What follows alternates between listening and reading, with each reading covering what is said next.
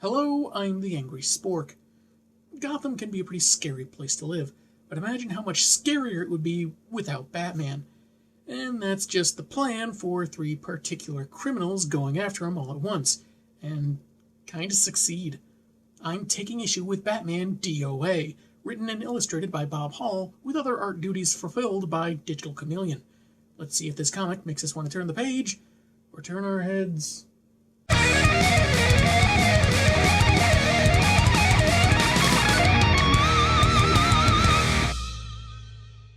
The cover features Penguin, Two-Face, and Joker all grinning over a covered corpse in a morgue with a bat symbol toe tag. Okay, I'll admit it. Batman merchandising has officially gone too far. Considering this features the same villains as the TAS episode Strange Secret of Bruce Wayne, maybe it's Dr. Strange under the sheet and they finally got their revenge. I'm gonna use your head for a bowling ball. After a credits page with a strangely crouched Batman, we begin 3 months ago in November, apparently with Batman narrating about the unholy three responsible for his death. They regularly reside in and escape from Gotham's rehabilitative facility for the homicidally disadvantaged, or as most people call it, Arkham Asylum. It was originally going to be called Jerry's House of Loonies, but that was apparently already taken by a local bird sanctuary. Even when I first read this back in '99, I thought it was weird Penguin was in Arkham when there'd been a long distinction he wasn't one of the crazies. He was either running his criminal empire beneath the veneer of his iceberg lounge, or he'd be in Blackgate. This seems to be one of these one-shots that more or less runs alongside the main continuity at the time, but maybe isn't meant to be beholden to it. Anyway, Harv referees a ping-pong match between the other two, discussing taking out Earhead, because they can talk about acquiring a poison virus, Joker's Swiss bank account, and hiring killers, but specifying their enemy's name would be really raising red flags, I suppose. Dent's also done his part, hiring the right guy to do the deed, and a better guy to dispose of him, who's already killed the one that developed the virus, Dr. Theo Partridge. He even left his body in a pear tree. With the holidays approaching, he figured people might appreciate the reference. There does exist a cure, which Cobblepot has kept with him, since they're dealing with an unknown, unstoppable virus. The three are further protected by their lawyers, since they've been isolated in Arkham, and a doctor is totally buying that their game is having the right therapeutic effect on them, because apparently the asylum only hires the dumbest psychoanalyst that studies their patients from soundproof rooms. Now it's December, and Bruce narrates that he felt fine 2 months later. That's more like 1 month, month and a half tops. Now, if this was 2020, the mistake would at least be more understandable. Wayne is rather restless attending a charity gala at the penthouse of Senator Vance D. Landis, who hates Batman almost as much as I hate stupid retcons, except my disdain is justified. The senator even thinks Gordon should be locked up for cooperating with the vigilante, and doesn't like it when Bruce asks his daughter what she thinks of the Dark Knight. She finds him scary, but brave for facing even scarier people like the Joker, and swaps winks with the billionaire since she likes talking about Batman too. Clancy was okay. I liked her. And so I made her Robin. Bruce, I'm already Robin. Give the girl a break, Tim. Her father just died. No, he didn't. Well, he's dead to me. 3 weeks later, and suddenly now they give a specific date of January 10th, Clancy was kidnapped, and Batman takes particular umbrage when crime affects children. But training them to fight armed goons and psychopaths, that's totally fine. He's fighting what he thinks is the flu, and assures Robin he's fine to tackle a case. The girl was taken at the National History Museum during a live TV event for her father. The lead kidnapper, Klaus, forcing the senator to tell the police to stay away, and specifying he'll only negotiate with Batman. Bruce seems certain that they were more interested in terror than money, and not likely to return the girl alive for any dollar amount. So after he and Tim spot their getaway van, the Batmobile sideswipes them into a lamppost. I'm sure that maneuver will help endear him to the senator that hates his guts. Bats even admits he didn't think that tactic through, though, so it's okay, right? The goons scurry out and run for it, all scaling a fence to escape, except for Klaus, because he's still got their hostage. He threatens to shoot her, then himself, and before pointy ears can talk terms, he collapses and loses consciousness. Robin helps him back to the car, letting the kidnapper get away with his victim. I am a little bothered by this because Batman and crew have so many tools to incapacitate escaping crooks, and this one has his head turned and seems pretty vulnerable. But the guy has shown a willingness to harm the girl, so maybe it's for the best Drake didn't attempt it. Bats has a nightmare about falling through space and time before reliving his parents' murder. A mugger. He was going to shoot my parents. Again. I'd had this nightmare before. Too many times. Now you know how we feel seeing it redone in nearly every Batman movie or TV show. He awakens in the GCPD morgue, feeling too much pain to be dead. In the next room, Dr. Lawson is telling Robin and Gordon that what is likely a virus is attacking the Dark Knight's nervous system, bit by bit. She doesn't know any wonder drug that can cure him, and estimates he'll start feeling better, then worse, back and forth like that for about 24 hours, and then die. Jim throws his coffee mug against the wall in a rage, then immediately apologizes, knowing the doc is doing the best she can. Batman concurs, walking in, suited up, still determined to rescue Clancy. If he's only got another day, he'd rather rescue her than waste time arguing or seeing a specialist in a hospital. There's only one person that can cure Batman. Quickly, Jim. Light the Fauci signal! The one upside is that he's not contagious, though for the next few hours he'll experience nausea, vomiting, dehydration, muscle cramps, blackouts, and hallucinations, which also sound like the side effects they read off really quickly on those prescription drug commercials. After about 18 hours, his body will start going numb, and lose vision and strength before becoming comatose. The only thing he can do is take aspirin and drink lots of water. While Batman tries to save Clancy, he wants Lawson to do her best to find a cure, Gordon to coordinate police out of the kidnapper's way, and Robin to track down who could have poisoned him, since it's unlikely he caught this like any seasonal illness. He also wants to keep this secret from anyone else, even Nightwing and the JLA. Don't tell Superman, who might have advanced Kryptonian technology, or Zatanna or Dr. Fate, who could literally make the virus magically disappear, and especially don't call any of the genius-level superheroes like Mr. Terrific that could develop a cure much faster, because I'm the world's greatest detective. Around the same time, Klaus and his goons seem certain Batman is dying, conveniently, given how he looked during their last encounter. One of them spent a decade working in an unspecified job in a hospital, so even though he ran off, we can take him at his word, I'm sure. A woman named Ebru is making a plaster mold of Clancy's face, part of their leader's plan to strike a blow for terror while making them all rich. So it's not a specific cause, just terror in general. Low-hanging evil fruit, I guess. Klaus later calls the GCPD, passed through to Batman, declaring himself President-designate of the new nation of terror. Our chief export is tangerines, but we draw scary faces on them. But none of us can draw that well, so people say they look more funny than frightening. You know what, just forget everything I said. He wants pointy ears at Whitman Tower in 15 minutes, where he's invited the press. The press! Give me Two-Face! Give me the Joker! Anything but the press! Yeah, this probably would have been more amusing before living through 4 years of a pathologically lying, greedy, inept coward.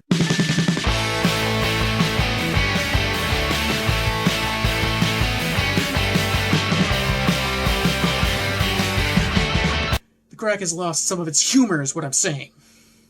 The dynamic duo drive off at 11:30, Robin at the wheel, what with the pain overwhelming his mentor at the moment, and Gordon and Lawson muse on the time he has left. Oracle informs them that Klaus Bergman has had several aliases and assumed about as many professions, like the actor Lance Brilliantine, because why bother being subtle? And wow, the effect on her glasses makes it look like she borrowed a pair from the Clock King. Anyway, Klaus is more a freelance killer that's worked with numerous extremist cells across the globe, and his current crew are each from a different terror group. She, and later Alfred when they call him, can tell something's up with Bruce even if he won't admit it. Presently, Klaus is atop Whitman Tower with Clancy, newscopters flying around and the press on the street reporting on the matter at 11:16, nearly 15 minutes before Batman left GCPD, after getting that call from a payphone on the street. Not scientifically possible! Yeah, the timestamps seem a little inconsistent. Anyway, Batman is losing his lunch in an alley, and maybe all the puking has jogged his memory, because he claims to know how he got infected. It was earlier that night, actually, around 6:30, so about an hour and a half before he started pursuing the kidnappers. He'd gotten word of Penguin menacing a local strip club on his own, but just harassing the women and being threatening with his umbrella gun. Not his usual style. Bats knew the real Cobblepot was in Arkham, for the purposes of this story, and when confronting the fake, he was hit with a seemingly harmless gas from the umbrella, and took out the phony bird, an impersonator named Max the Mimic. Bats tied him up and carried him out, only for a sniper's bullet to kill the criminal. He pursued the assassin until the bat signal lit up and he heard about the kidnapping, so, prioritizing saving Clancy, left to pick up Robin. It's also when I started sneezing. Achoo! Standing in a dramatic pose with your head perfectly still and mouth closed. Best way to show someone's spontaneous allergic expulsion that clocks at 100 miles an hour. He details to Tim everything he can say about the shooter, from his clothes to his bald head and Russian rifle, and mistakenly calls him Dick, which Drake doesn't make a big deal about, just taking the Batmobile and getting to work. And it's actually a nice, if brief, moment showing Tim has his priorities right and isn't going to dwell on the slip of a tongue. Heaven knows some writers today would milk that to death. Besides, Bruce is in no shape to drive. But A-OK to climb up the side of a 50-story building at 11:28, 2 minutes before he left GCPD and before calling Alfred and Barbara, yeah. A 15-minute window to get across town to a specific location, and he's there in -2 minutes, while slowly dying. And you thought current Batman stories made him overpowered. He's atop a spire next to the building where Klaus is holding the girl, and somehow that distance, the wind, and at least 4 helicopters don't prevent them from having a conversation like they were across a small room instead of a city block. There's no possible way that should have worked. Just go with it. Klaus announces that Batman is dying, which the reporters on the ground hear, and we get another jab at them courtesy of Bruce's narration. Using a wrist-launched bat line, he ensnares Clancy and pulls her from the terrorist, as her father watches from one of the helicopters. But this seems too easy for a terrorist that rented a penthouse in the building months in advance. Noticing something amiss about his catch, Bats drops what is revealed to be a child-sized dummy bomb, which is detonated.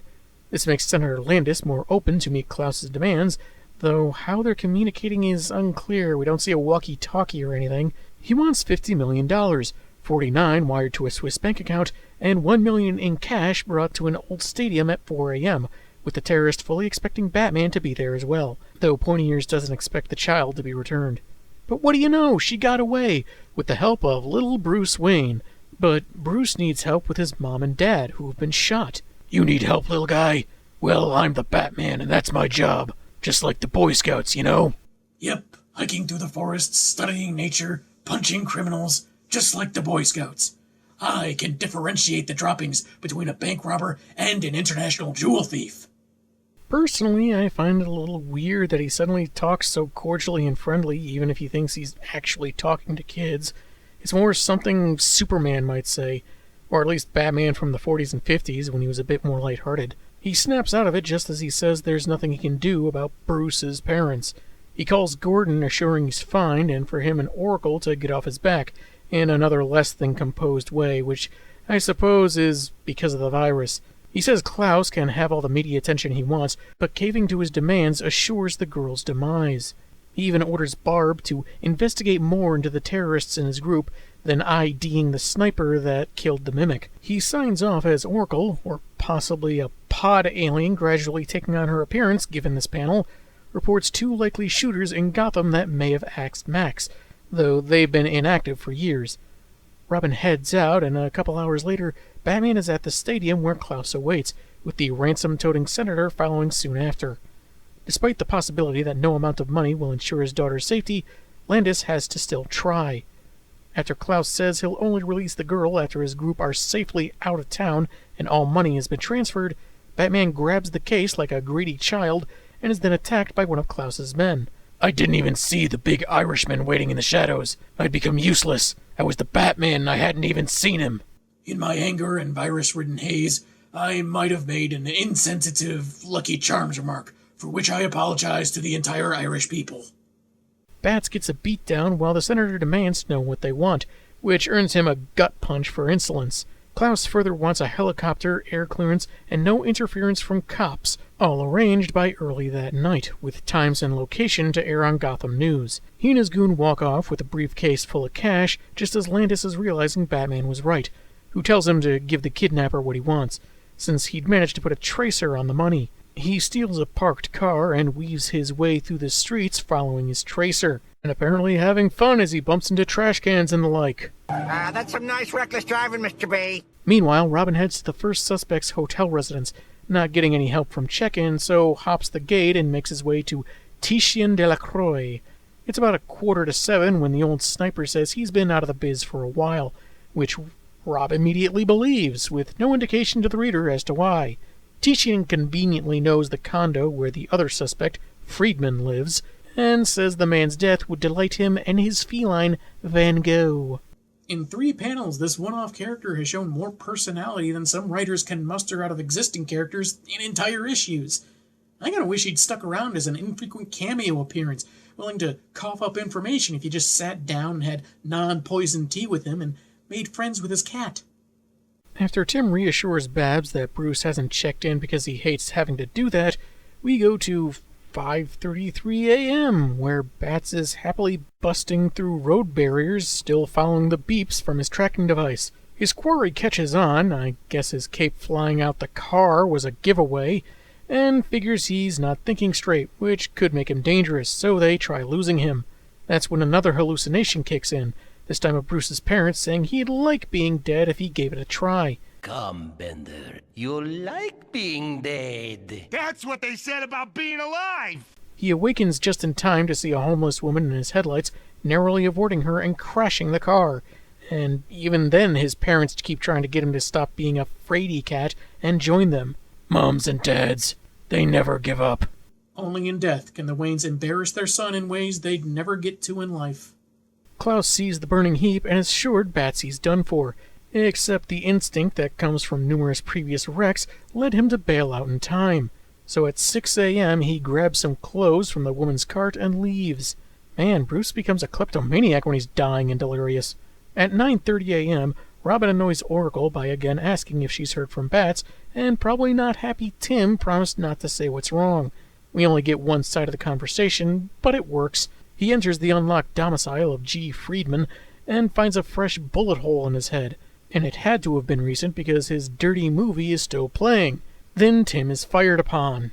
That video was an overdue rental, and back then, the Gotham City Blockbuster Video did not mess around. He dives into the bathroom and throws an R-blade, demonstrating how he's blocking the only exit, and figures the shooter is likely down to 1 bullet. After a shouting exchange, the trigger woman offers information. An anonymous client hired her via coded email and laundered money, and it likely has to do with Friedman taking out the Penguin imposter. But no one told her the Bat crew would be involved, since hitting them would be a psychotic-level risk. Taking her leave, she tells Robin to check out an abandoned church in Wheatfield, where she'd buried something a couple months back, which she mentions as a favor she may need repaid in case her employers want her silenced. At 2 in the afternoon, after a 6-hour nap, Bruce stumbles into a bar in rags, his mask's circuits messed up so he's unable to track the kidnappers or contact his allies.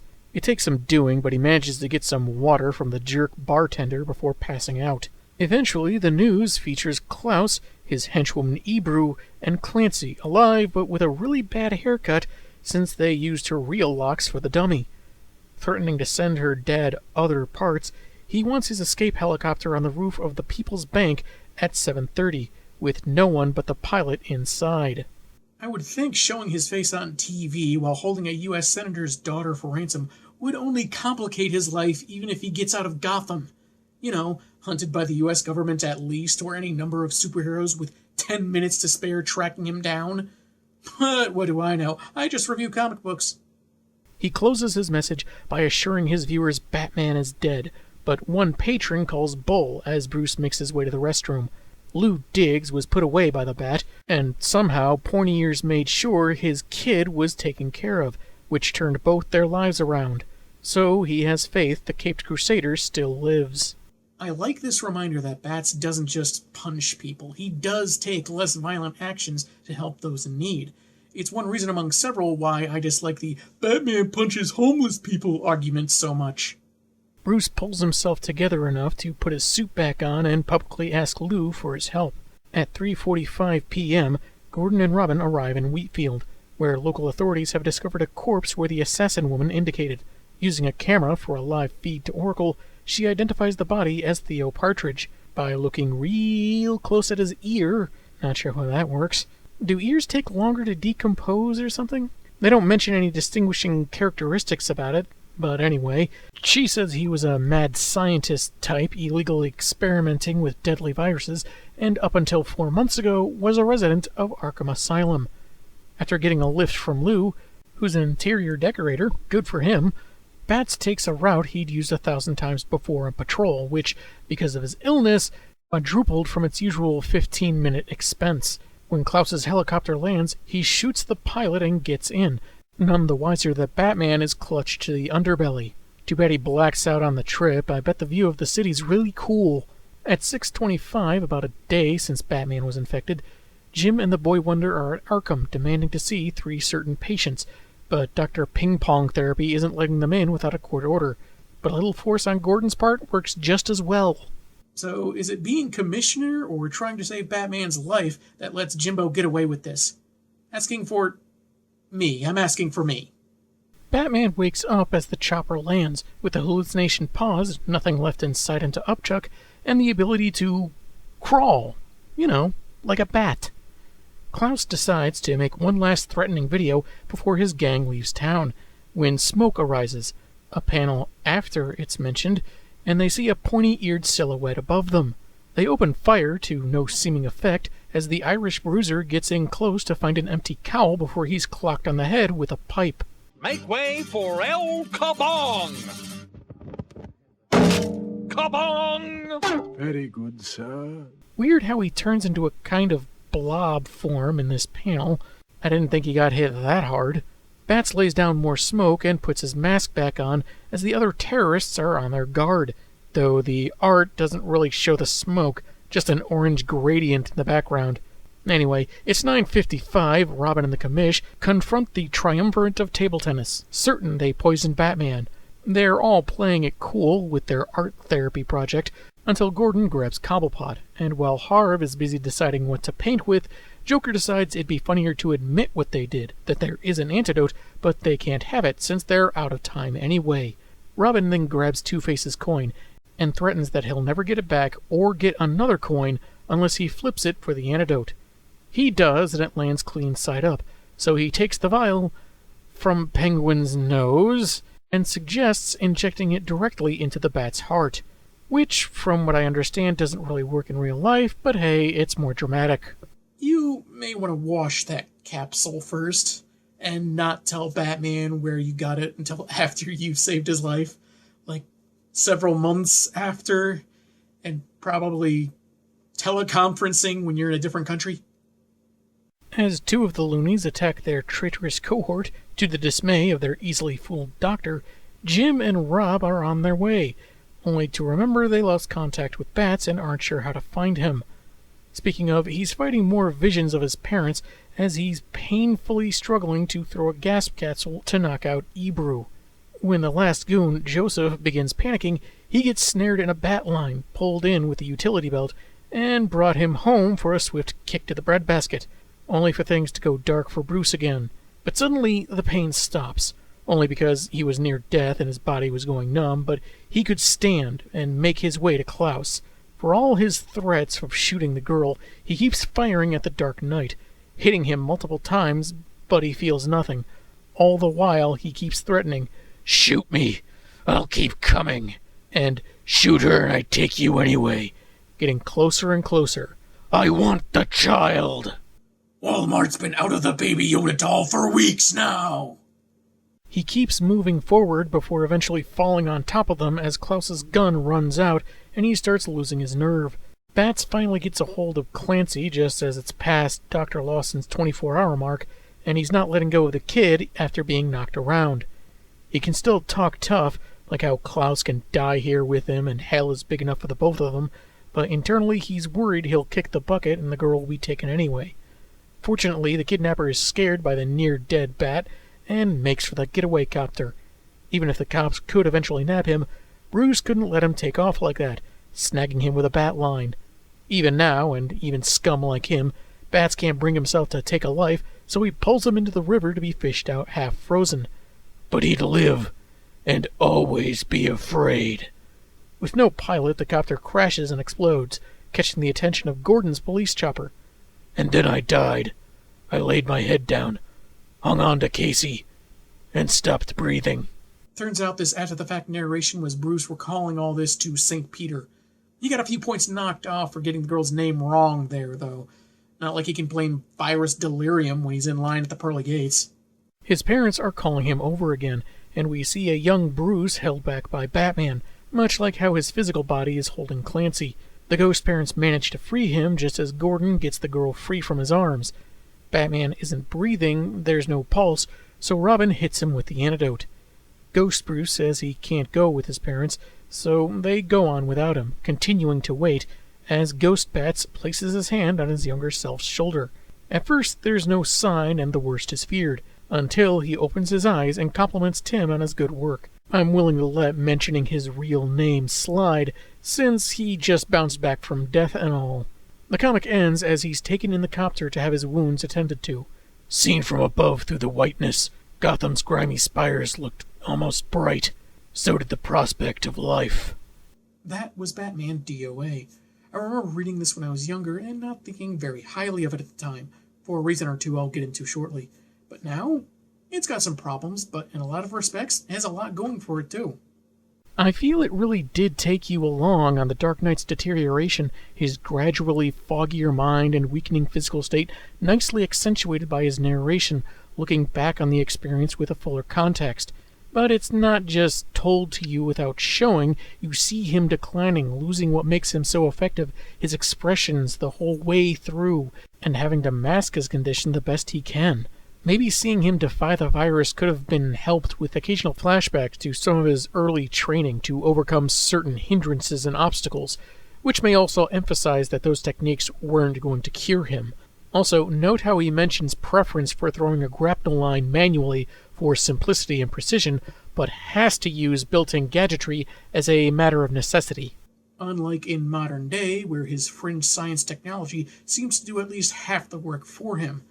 There are times it seems like he's Inspector Gadget without the cyborg element. Now there's an Amalgam Comics concept for you. In several ways, this story shows the core of his dedication to his mission. A little girl that made an impression on him is in danger, and he's determined to personally assure she's rescued. He doesn't want to die, but if it happens protecting someone, he accepts it. To the bitter end, he's going to preserve life, even that of someone he despises. Though he shows a bit of stubbornness not going to the JLA, who could have helped resolve the matter a lot quicker. Heck, he doesn't even call in Nightwing, who would have been a big help all his own. But then we wouldn't have as interesting a story, even if it defies rational sense. How he was infected in the first place was believable. Having some expendable nobody pose as a high-profile villain, hit him with the gas, which I guess didn't linger long enough to infect anyone else in the room, then take that guy out. However, Batman likely would have caught Friedman, possibly even discovering the dead doctor and getting cured all the sooner, had Klaus not enacted his own elaborate plan that same night. Of all the times for conflicting schedules to work in someone's favor, it had to be for supervillains and terrorists. But I guess that's Gotham City for you. There's also something to be said about Bruce's hallucinations of his parents. First, where young Bruce Wayne helps Clancy escape, something adult costume Bruce is in the process of doing, one innocent kid, a victim of circumstance, trying to help another. Then you get this solemn moment where Batman laments not being able to help his folks. Sure, the Wayne murders have been retread a lot, but at least here it seems to do more than remind us of what happened, but express the character's powerlessness about such a fateful event.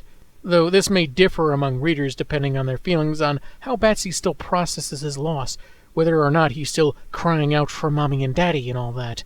There were moments that I'd change only slightly. Maybe have Gordon express several different reactions after hearing his friend's condition is terminal. Maybe shock, then confusion, a bit of anger, then sorrow, then anger again as he throws his coffee cup. You could show Tim upset when he's alone, but determined around Bruce or others. Then you could have this great scene of Batman lumbering towards the last kidnapper standing, one wing in the grave and unable to feel the bullets that hit him. I might have had him audibly confess that he's already dead, his body only sticking around long enough to drag Klaus with him to hell, to show that even when he's breathing his last, he's still this unrelenting, mythical force of nature he intends evildoers to perceive.